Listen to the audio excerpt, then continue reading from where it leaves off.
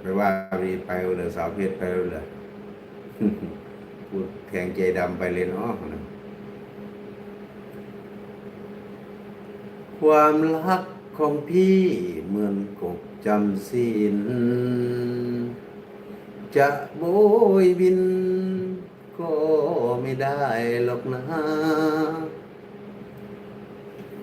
ร้องเพลงของจิมมี่สิทธิพลให้ฟังนะครับสาวเพชรหลงรักงามงอนเพิ่งรู้มาก่อนว่าเธอมีผัวปักจิตปักใจเสียจนเมา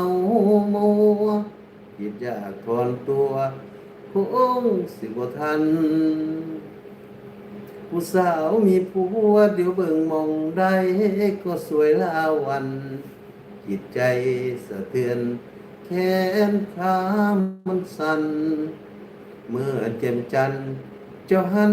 มามองนะครับ อย่าเข้าไปหาย่านคนเขาด่าว่าเฮามันสัว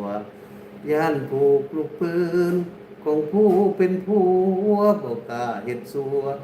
คือคิดเอาไว้ขอบคุณดวงตาดวงใจเลิศ